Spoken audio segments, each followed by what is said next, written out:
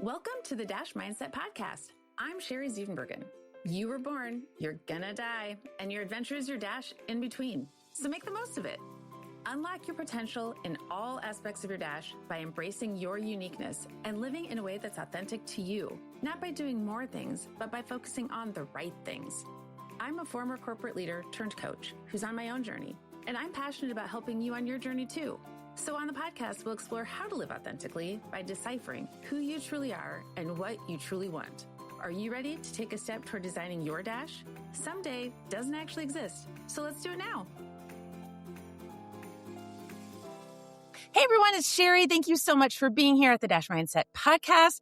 I'm super excited today to have Hallee Dunsky with us.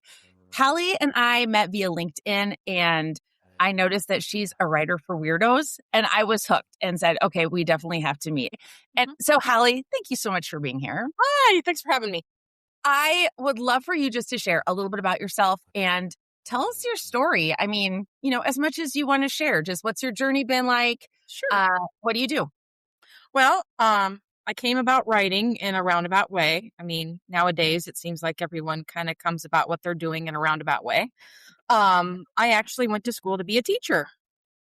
And so I was a teacher for a few years, and then made a move and ended up working as a copywriter at a local agency. And gosh, that was 13 years ago. And worked there for about a year, and then they outsourced. And so I've been freelance writing ever since. Within the last few years, I've also kind of been focusing a little bit more on messaging and voice. And so the idea is I like to work with people who have meaningful or powerful missions, people who are doing what they're doing because it means something to them. I find that coming up with a message and a voice that matches that mission can be especially difficult because it falls flat on the page. And so some of what I do now is working with other people to help hone in on a message and a voice that matches that mission. So when they post things and say things, it resonates and it feels authentic and it just doesn't sound. Sometimes when you're thinking about things in your head, they seem so amazing. And then as soon as you sit down and you try and translate how amazing that is into words, it just sounds super lame. And so trying to figure out where the disconnect is so that way it matches is something I like to do. I love your wording when you said it lands flat on the page. That's such a great way to put it because it's so interesting how things sound so amazing in our head. And then, then we share it with someone. It's like, wait, no, that's not, wait, what? Right. Right. It's know how someone else is interpreting it unless they tell you, which they generally don't. Right. And especially in the world of business where we all kind of have this idea of what marketing writing is supposed to sound like and be like. It often, it's really difficult to translate emotions into words.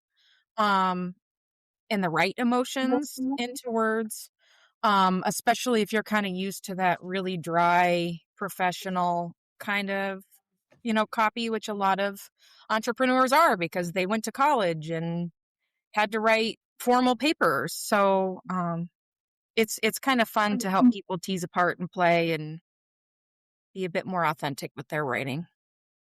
And we're not taught to incorporate emotions into our writing. I mean, maybe like when I was in middle school creative writing class. Yes. But then that was kind of it, right? I was 12. Right. And then we're really kind of taught to not evoke emotion in the working environment. Right. And we don't even realize it's polarizing. You want to try and get everybody in. I don't know how many times I have to hear that, you're supposed to niche down and have a niche audience and it's okay if people don't like you, but yet there's still something inside that makes me feel like when you say everything you say should try and appeal to the most people in a, non-offensive way as possible. And you can really get stuck there writing really boring, sad copy. Yeah, sad. It's Yeah. flat. It's Yeah. sad. I mean, All it's technically correct, but it doesn't bring joy. And no one reads someone and thinks, "Oh my gosh, that was so technically correct. That Right. really landed with me." It's so Right. funny because now that you're saying it out loud, the way you're saying it, which is the case for a lot of things you say, Hallie, Mhm. it's like, okay, we're so concerned about not offending anyone. Right. Instead, we're just flat because we Mhm. don't want to polarize. So instead, we just kind of we're vanilla. Right. And I don't know. I mean, I'm a little, I have some concerns about my son because he actually orders vanilla ice cream. That's a concern of mine because I want it with like hot caramel and cashews and like Right. all the stuff, right?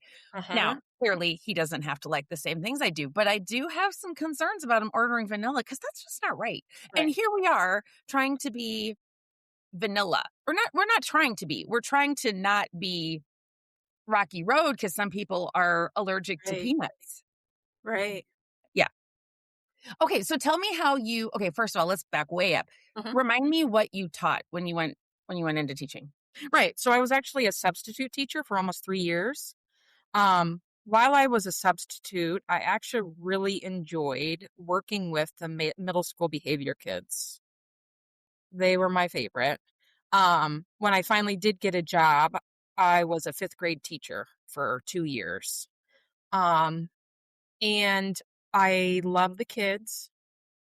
I had a blast with the kids. But from like a bureaucratic standpoint and honestly an energy standpoint, I'm kind of a low energy, low key vibe kind of person.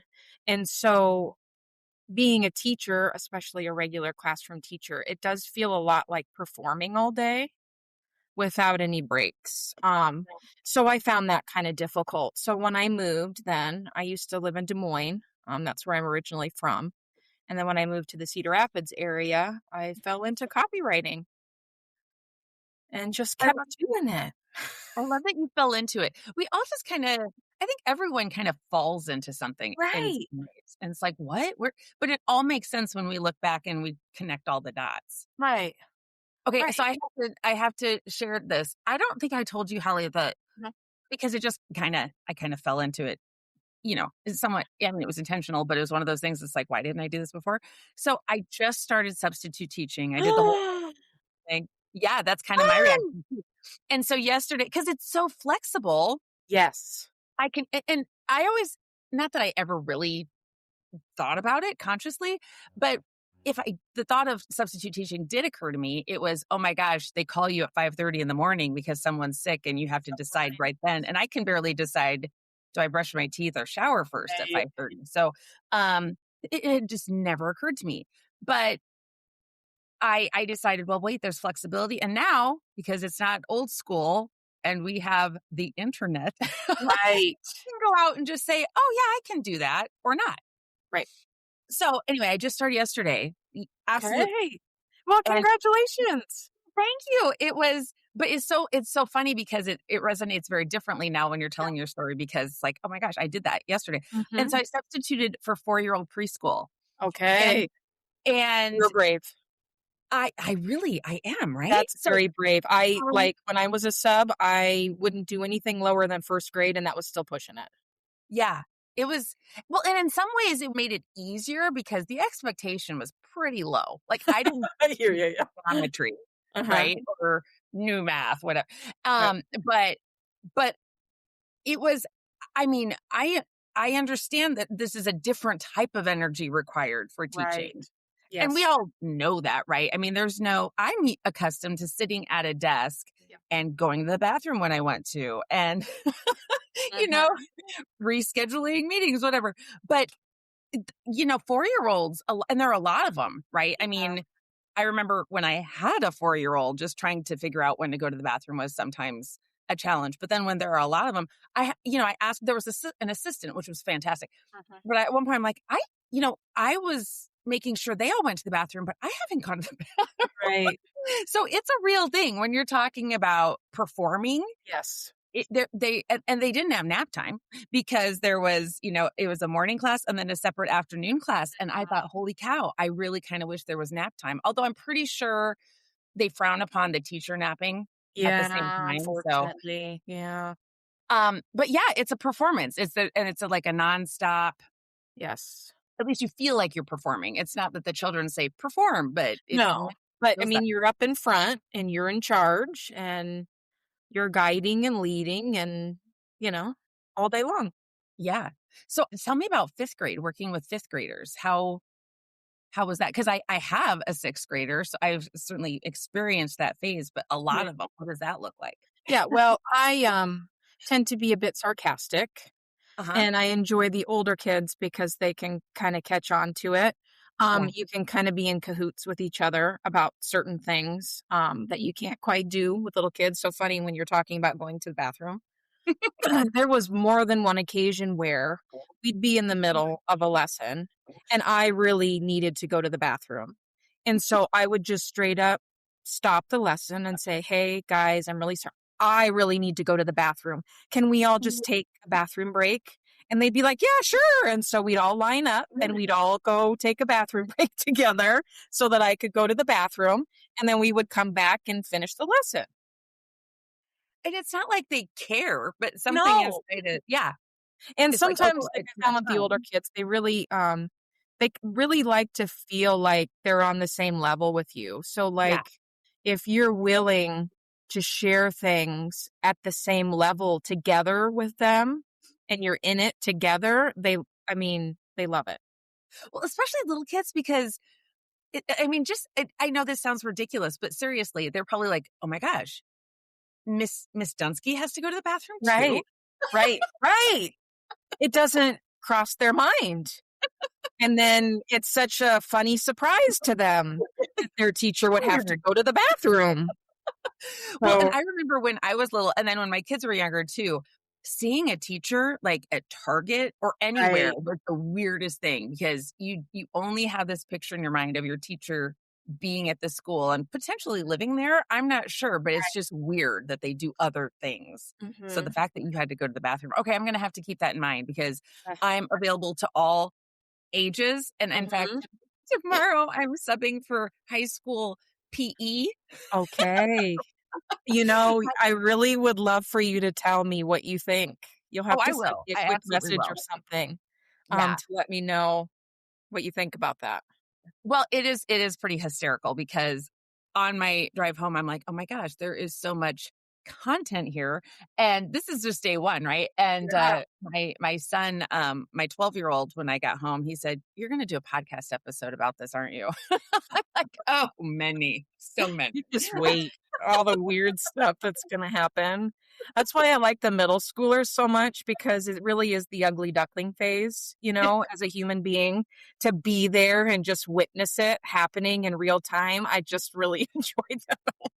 It is. I mean, going to our kids' concerts, it's so funny. Some people are 6 feet tall. There's some Right. kids with beards, some kids who are 4 feet tall. It's especially entertaining when you're not in it. Yes. Yep. For Would not do sure. middle school And you can again. just kinda watch. Yeah. I used Yeah. to like to just stand in the hallways. I'm really good at not interfering or jumping in, but just watching until they Yeah. realize I'm watching them, and then a little bit, like, creeped out, like, "Are you?" And I was like, "Yes, I see you, doing the thing that you're doing in your desk.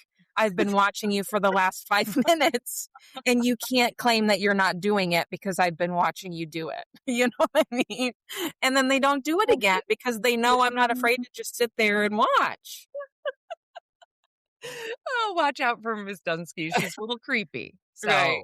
Yeah, little bit, little bit. Oh, I That's love what the that. middle school kids need anyway, I think. I think so. I think so. Just to add to the adventure of middle school. Yeah. Okay. I love that you shared that you're low energy. And here, let me give you some context as to why. So I am high energy and a little much for people with lower energy, including my husband, right? So have we talked about the Enneagram, Hallie? Maybe. Maybe. Okay. So I'll just say for anyone listening, and you and I will definitely have to talk about this. My last episode was with Nicole Stute, who is an Enneagram coach, and I love all things assessment.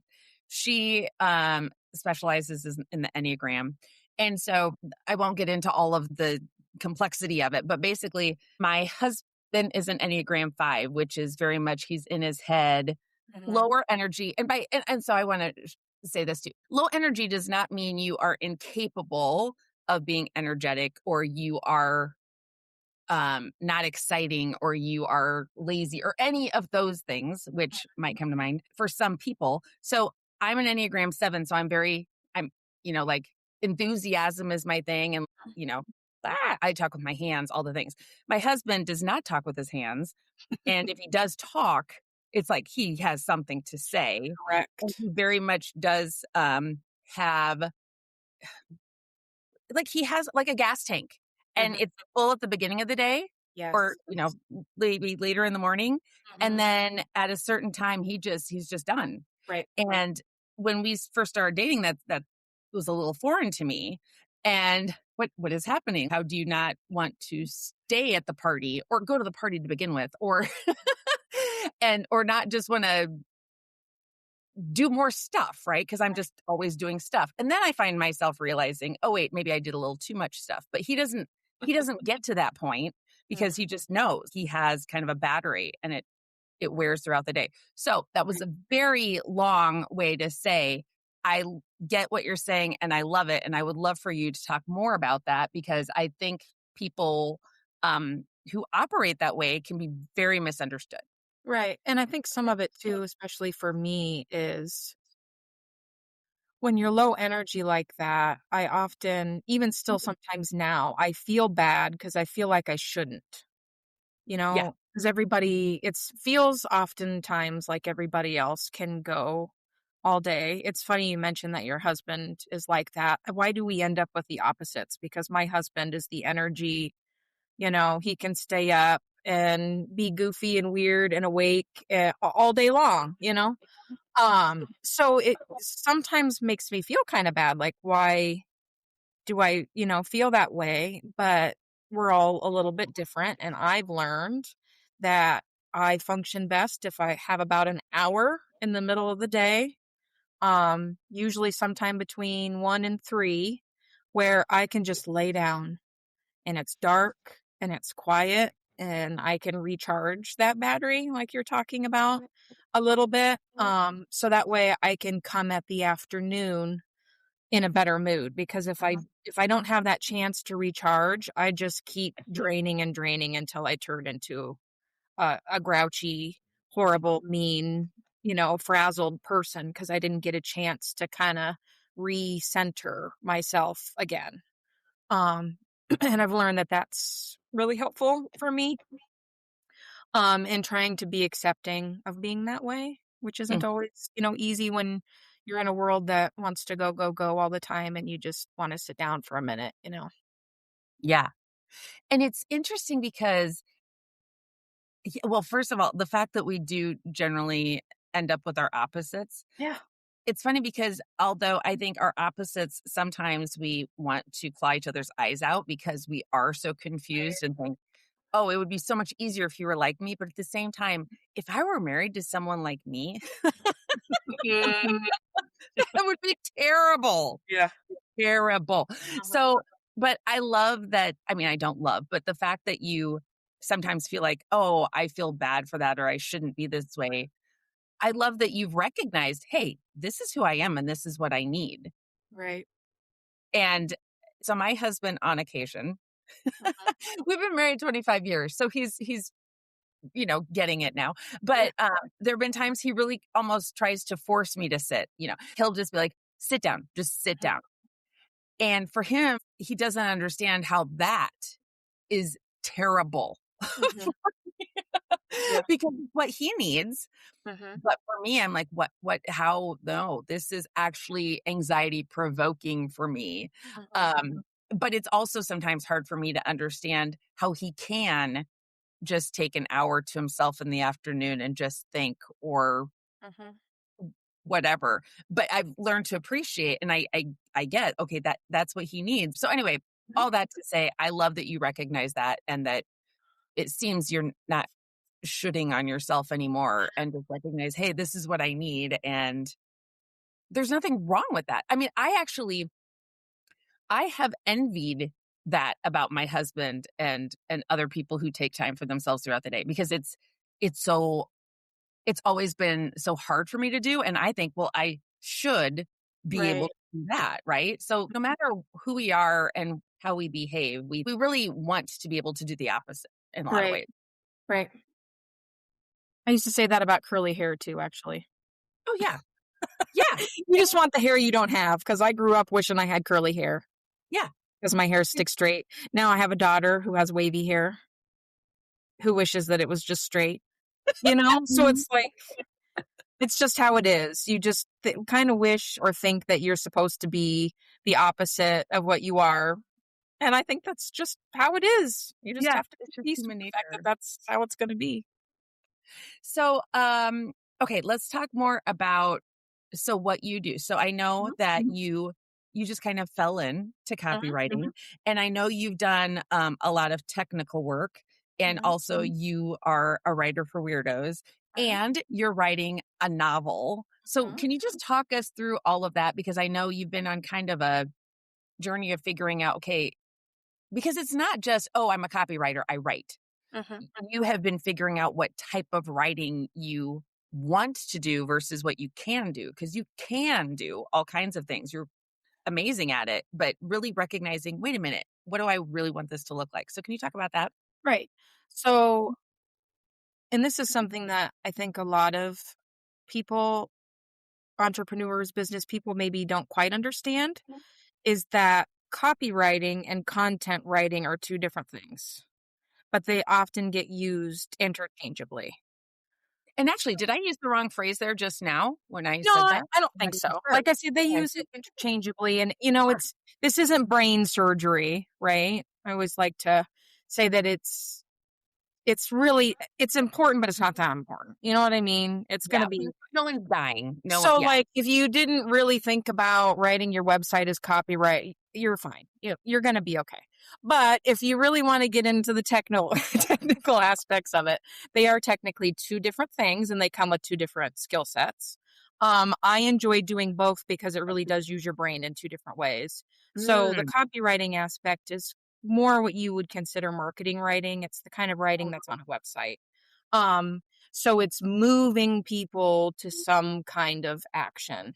It's based on being persuasive. Being persuasive in a way that doesn't make you sound like a sleazy car salesman. You know what I mean? There's definitely an art and a rhythm and a method to getting that kind of copy correct. Which is why website copy can take so much longer than just knocking out a blog article real quick. Because blog articles and other types of articles, and even, social media is kind of interesting because it can be both. But it's more the content writing aspect of it then. It's more explaining who you are, what you do, or, a topic that your audience cares about. And there's a little bit more leeway with the content to kind of sound how you feel like sounding that day. You know what I mean?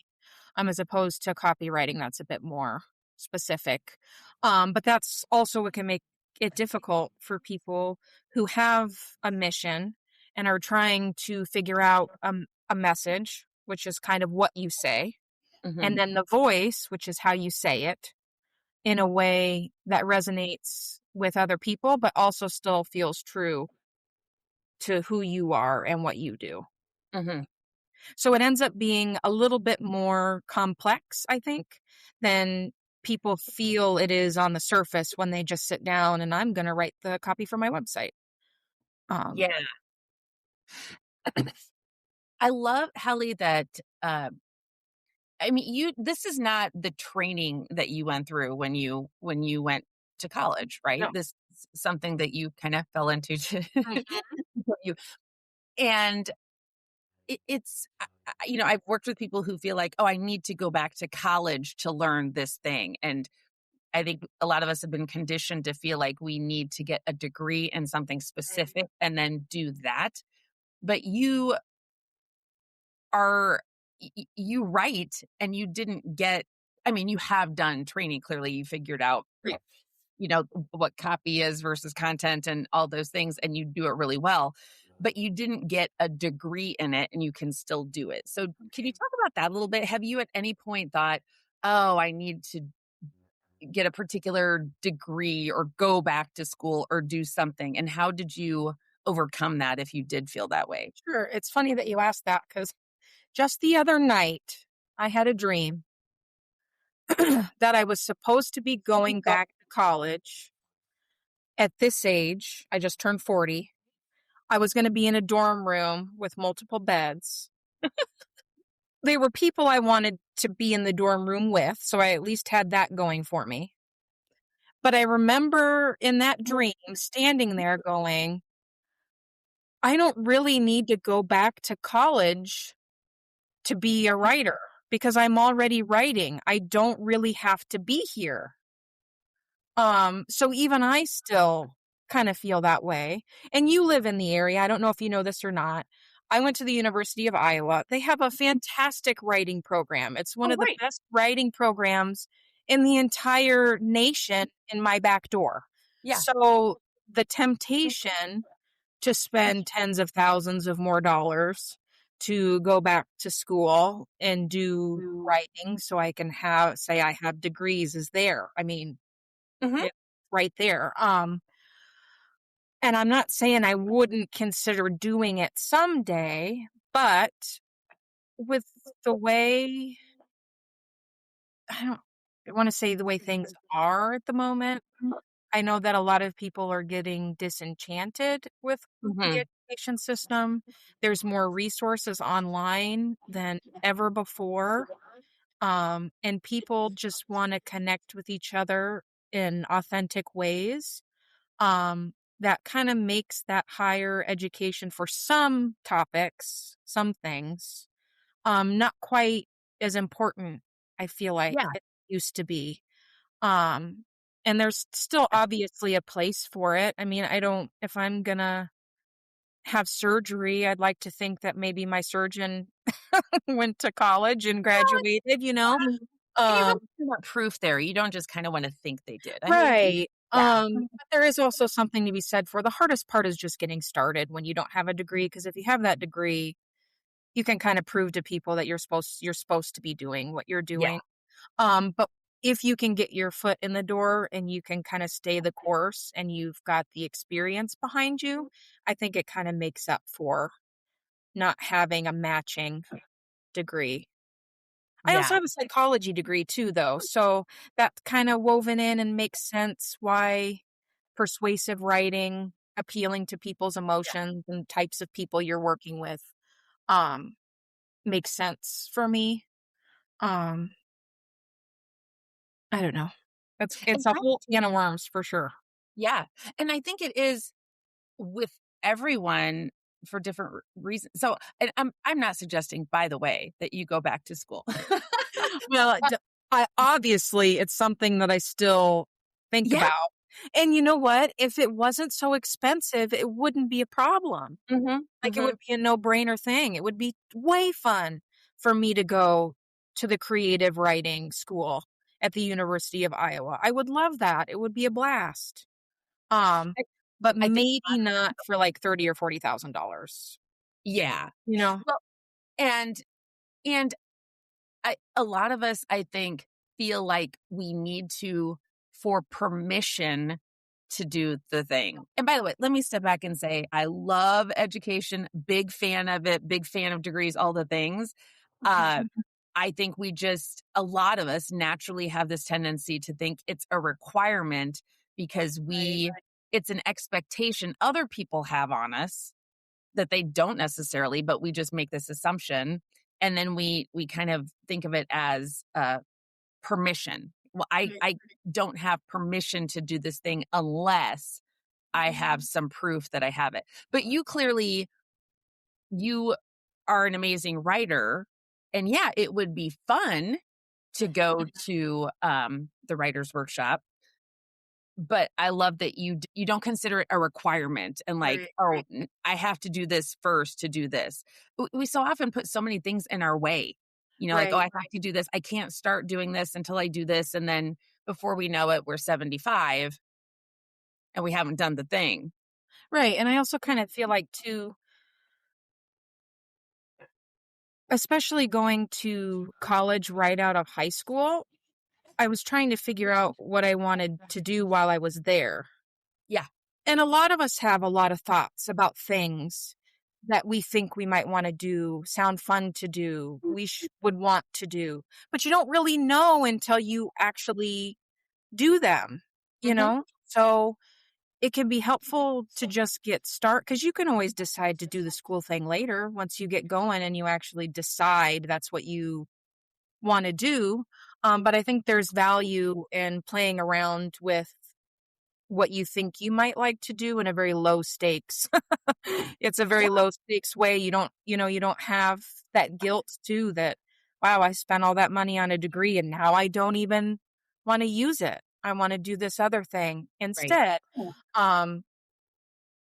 So I think that's kind of helpful for me. Well, and also we often think that, oh, what I did go into, that was a waste because I'm not doing that specific thing now. So then we feel like, well, I don't want that to be a waste. So I'll just keep doing the thing. Right. But I mean, you decided that you didn't want to continue teaching, but you're still using all of that experience and all of that training just in a different way. And it's so hard for us sometimes to make the mental shift and think, wait a minute, it's not a waste at all. It's part of who I am, and I can now pivot a little bit and just use it in a different way. Right. And I think we're always harder on ourselves than other people are harder on us. Like you said before, you feel like you have to have this thing in order for people, but that's not the case. Just if you remember that you're probably being meaner to yourself than everybody else is, just give it a go. I bet they won't care at all. And nobody's thinking about us. No. Really. Kind of like we talk about, graduating in the top of your class and what your grade point average. Yeah. Like, it was a great accomplishment at the time, but now that I'm 40, I'm not sure that it matters a whole ton. Do you know what I mean? I suspect no one asks you. No, I don't. I haven't had anybody ask me that in many, many years. So tell me, Hallee, what was that? I'm actually trying to remember. It's been so long. I know it was high because I was it's a whole thing. Now I have to look it up. I got to go into the bin that's been sitting in the basement for 20 years. There was a reason to keep all that stuff. Yeah. I kind of wish I would have had you look before this recording. Yeah, I know. It's really probably the most important piece of information. Yeah. That you really giving you a heads up. Yeah. I had a client who had her PhD, brilliant, had her PhD. And when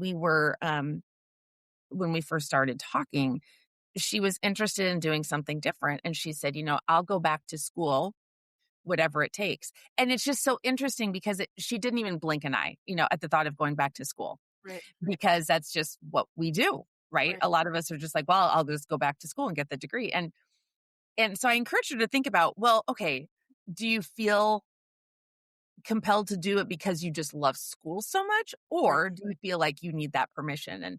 And she certainly didn't need to go back to school. She had enough degrees, but so often we just that's just our unconscious next step. Like, well, this is what I do because we had this checklist when we were early on in our lives, and we just keep checking off the boxes. Right.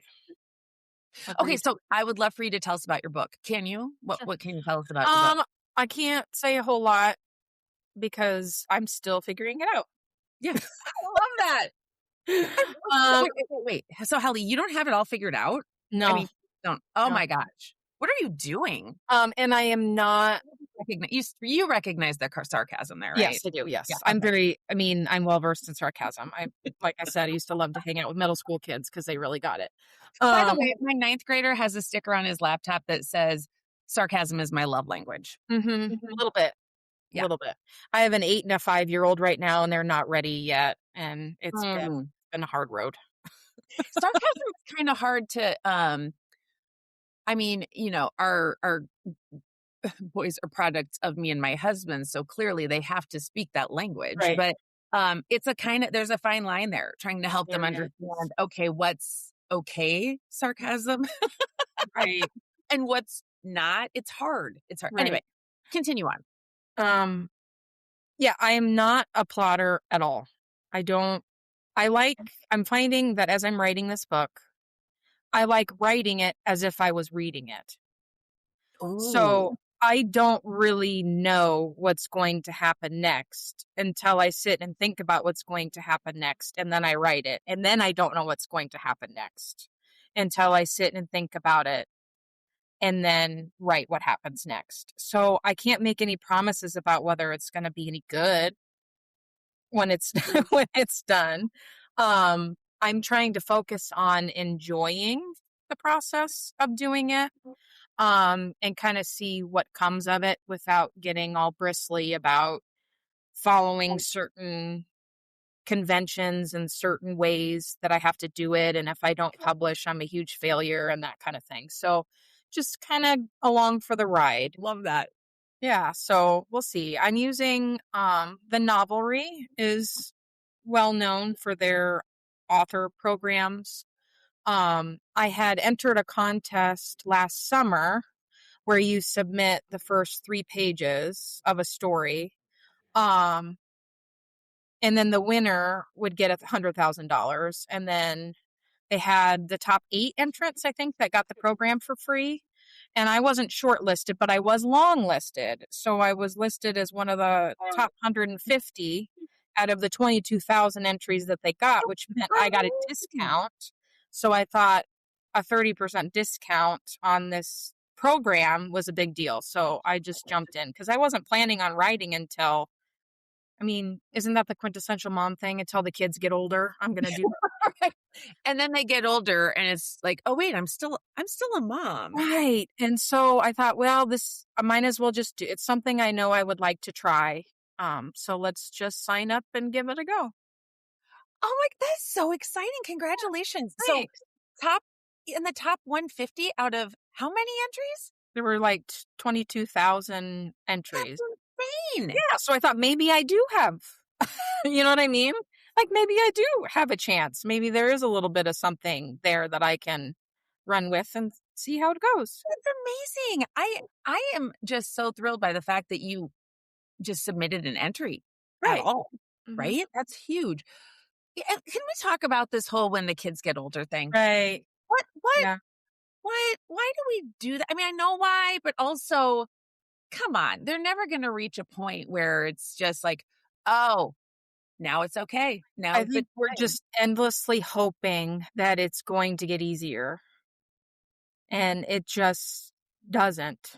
It doesn't. So if you decide there's something that you want to do, you might as well just do it. Yeah. Because you don't want to wake up one day and realize you haven't done it. And it's too late. And, but I was, I mommed, now I'm done. But even though we never really are. And it's interesting too, how it doesn't get easier. It just gets different. Right. I mean, I got to tell you, it was so interesting it was interesting subbing yesterday, period. But then being in a preschool room with 4-year-olds. I loved all of the unsolicited hugs. It was fantastic. But it was so interesting because there are moments I think, oh, I would love to go back for a day when, the kids were little, right? And then just being in that environment, I remembered, oh my gosh, this is so exhausting in a very different way. Like big emotions, big emotions with 12 and 14-year-olds too, but just different because you can be more rational with them. Yes.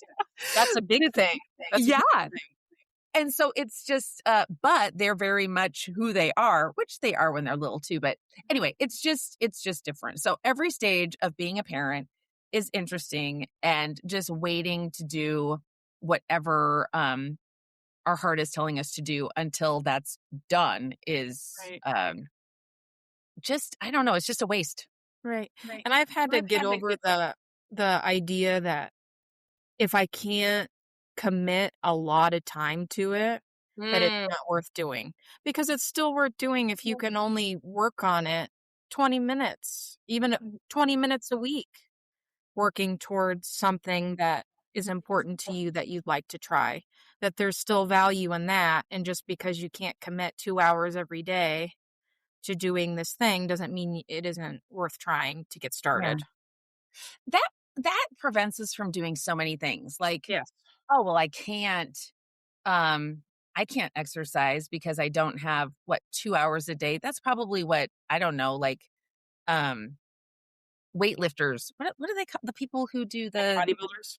Bodybuilders. That's what bodybuilders do. You don't that's not a requirement, but that can easily hold us back because unconsciously we don't even think about it. But that's such a good point, Hallee. So how are you because I'm going to write a book at some point, but I know somewhere in my brain there's something in me that's like, oh, I don't have enough time to do that right now. That's absolutely holding me back. So can you tell us about your writing process and how you do that? Is it 20 minutes a week, or how do you do it? So with the program I'm doing now is they really try and encourage you to write most days. And I try and do that for about an hour after the kids go to bed. Some days I'm tired and it's not working out that well, and I might only write 200 or 300 words, which isn't very much. And it kind of makes you feel like, well, if a average novel is supposed to be around 90,000 words and I'm only writing 200 words, it's really easy to feel like it's not worth it. But then it'll be the next day and I'll know what I'm doing and I'll have the energy and I'll write 1,200 words. So it's more the habit of doing it over and over again, even if the quality of what you've done or the time that you've used isn't always the same. Yeah. It's the act of showing up and doing it at all, I think. And those 200 and 300 words that you write some days, I suspect lead you to writing even more the next day because it probably triggered something within you or, started you down a particular path, I'm guessing, right? Or sometimes it was horrible. And now I know that that's not what I want to do. Yeah. And so I can get rid of them and then do what I do want to do. So let me get this straight. Your writing is not stellar all the time. I don't think so. Oh, wow. I mean, and that's something I say too and they say that in this program, and it's something that I've found with my clients, is that you often want to get everything that you want to say straight first and know what you want to say and how you want to say it first and then write it. But sometimes it's easier just to put something out there, because when you can actually see it, you can say right away whether you like it or you don't, and what you like about it and what you don't like about it. And you can save a ton of time by just doing it. Even if it means you get rid of it, you know that that's not what you wanted, but you never would have discovered that if you were just thinking about it the whole time and trying to get it right in your head before you write it. Oh my gosh. And writing is such a great example of that. And I think that applies to so many things in our lives. Oh, I need to figure it out first, but you don't figure it out until you try it. You try something and then oh, I hate that, or that sucked, or whatever. Right. Oh, I love that, Hallee. Okay. And especially if you're working with a writer, or a client, it can help inspire you to know what you do want to say. So even if what I submitted to you isn't what you ultimately would keep, it does get you on the path to finding out how you wanted to change it so that you did end up with something that you loved at the end. Yeah. The worst thing that you could do is not write at all and just try to keep it, try to plan it all out in your head. I kind of feel like no matter what it is, we all wish process wasn't messy, whether it's writing or cooking or whatever. We all wish it wasn't messy, and it's always messy. I feel like there are so many t-shirts that should be produced after this episode. Mm-hmm. The process wasn't messy. Yeah, a lot of things. I'm gonna have to process Come up all with of some good it. one-liners, yeah. It kind of makes me feel like you should write. You should be a writer. You're just all Yeah, your words. I'm like, oh my to get God, it right. worthy. That's t-shirt worthy. That's mug worthy. Like so many things just spewing from you. Right. Okay, so has anyone at any point along the way said, Hallee, what are you doing? What makes you think you can write a book or you should be doing this? Or not that you need to be specific about the person or, the event, but what have some of those reactions been and what has your reaction to those reactions been? Honestly, I haven't had any trouble because I have a different problem. I try and tell people I'm a freelance writer, and they say, "Oh, cool. What kind of writing?" And then as soon as I say that I write website copy or blog articles, they automatically think tech and writing is out the window. So I must be really good at technology, and you must be really good at building websites. Oh, And yeah. so they totally, and I haven't figured out how I can explain what I do. It's just writing. I'm writing. I don't do the back end. I don't build websites. I don't, you know what I mean? So I tend to get frustrated, not because people are saying, oh, well, okay, why are you, nobody actually understands what I'm doing is the problem I'm having. They just don't understand how you could write on the internet but not be tech savvy and build websites at the same time, if that makes sense. And the whole writing aspect is completely lost. And so my frustration isn't necessarily that people are telling me what made me think I could do such a thing. It's that people don't understand what I'm doing at all. I have to be in the right circle of people who kind of understand the concept. They have a pre-existing notion of somebody who writes website copy or blog articles for businesses as a marketing technique. Otherwise, they just don't. I mean, I have family members who still, after years and years, they don't know what I'm doing. They really want you to build their website, though. I think so. And I don't know how to explain it in a way. That's why I try and lead with I'm a freelance writer, because that's something people can understand, but I don't know how to explain, the writing I do without telling them that it's on the internet and then it automatically goes to technology. So I have a hard time connecting, I think, in those situations where people want to know what you do. It was a lot easier as a teacher, I'll say that, because everybody knows what that is. Yeah, you know what? I think that's why you have the same experience. Yeah. If you tell someone you're a substitute teacher, everybody knows. Gets it. But if you're trying to explain some business that you're, do you have the same problem? Yeah. And I really kind of did throughout my entire career. Yeah. I was always kind of a misfit but there was a big part of me that wanted to be a thing, right? Like, because so I was really an accountant for 2 years. Mm-hmm. And then I started doing something different. But there was a lot of me that thought, oh my gosh, it was so much easier to do accounting because I could be an accountant. Mm-hmm. So I always kind of felt like a misfit. And at one point I was actually leading a team. It was a special projects team. And we referred to ourselves as the land of misfit toys because we could kind of step in and into different roles in the company and in projects, but we weren't none of us was a particular thing. And we kind of craved that, right? Which I think is a big reason why some of us kind of stayed doing a thing, simply so we can tell people what we are and people will understand. Which really cares if they understand, really. I mean, clearly you want your people who want to hire you to understand. But other than that, it doesn't really matter that your cousin Betty doesn't get it. Right. So I always just kind of end up saying, No, I just do the writing. I don't do the website building, but then you can kind of see it doesn't, Yeah. and then we just move on, and that's Yeah. okay. You just move on. You Yeah. just move on to the next thing. Yeah. Just tell me about your kids. Yeah. Right. And that's okay. But it is, I find it quite liberating to know that you, as an incredible writer, have a hard time explaining what you do. Right. I think that's really great for people to know because it's hard for all of us to explain it, including incredible writers. Right. Yeah.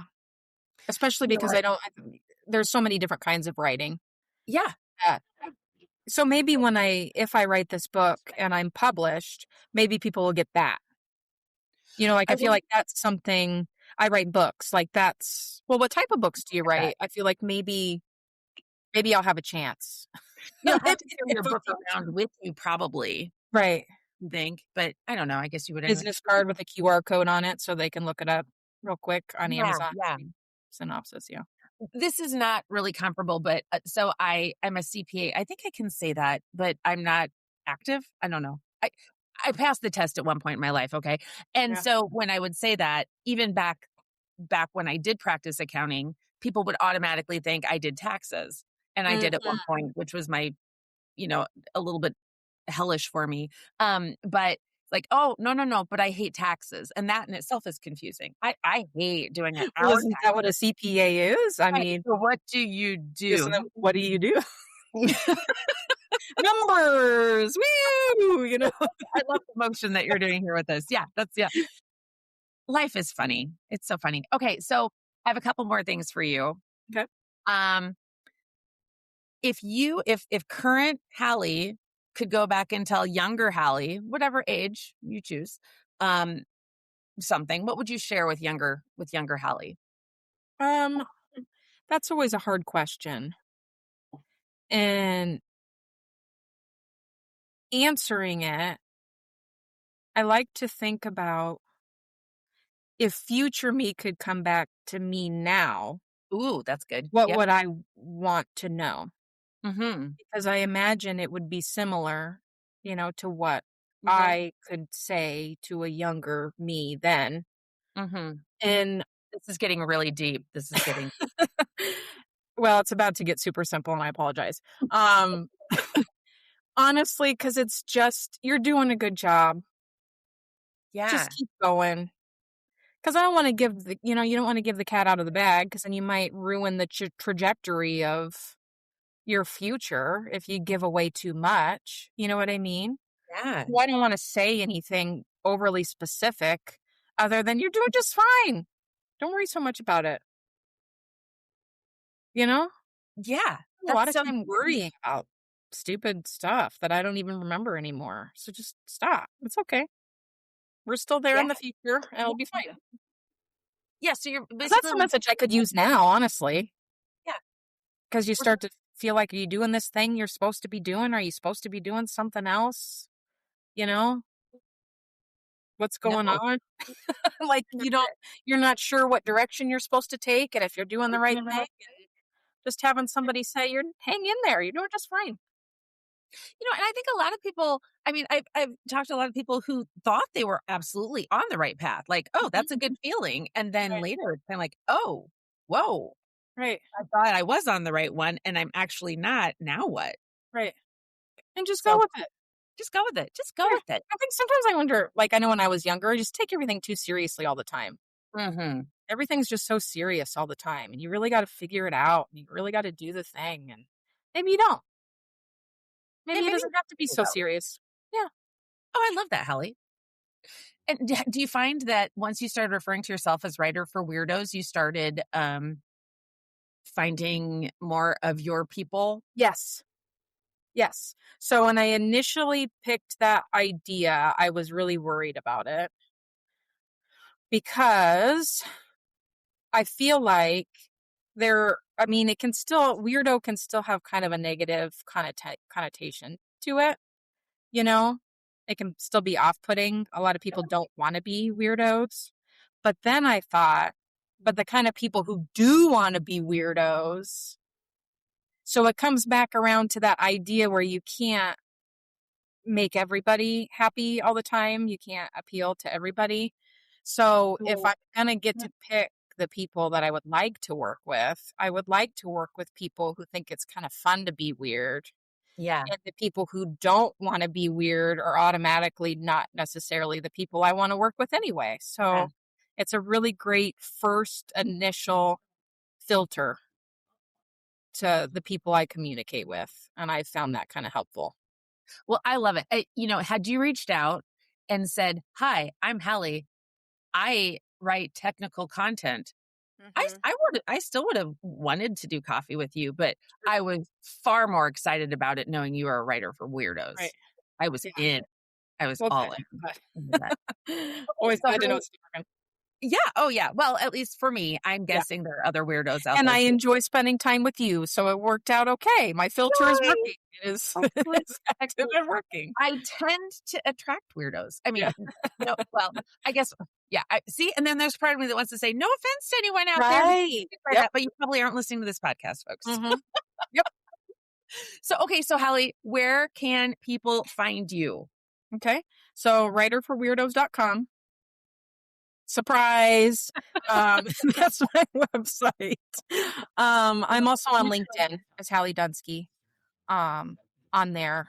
That's the only social media I use really actively at the moment because social media is its own special beast. So LinkedIn and writerforweirdos.com. Love it. And we can all look forward to your book at some point. Yes. My goal is hopefully to have it finished this year. But I have never edited a ginormous book before. I have always topped out at about 5,000 words as a content writer. So I will be interested to see how long that process takes. So it will get done, but I can't make any promises as to when. You don't know what's going to happen. You just know it's going to happen. Right. Just don't know when. I love it. Hallee, this is so much fun. I'm so glad you're a weirdo. Thanks. And that you attract other weirdos such as myself. And I just loved having you here. And thank you so much for sharing your story and all the things. Yeah, thanks for having me. Thank you, everyone, for joining us today. And we'll see you next time. Follow Hallee. Bye. Bye.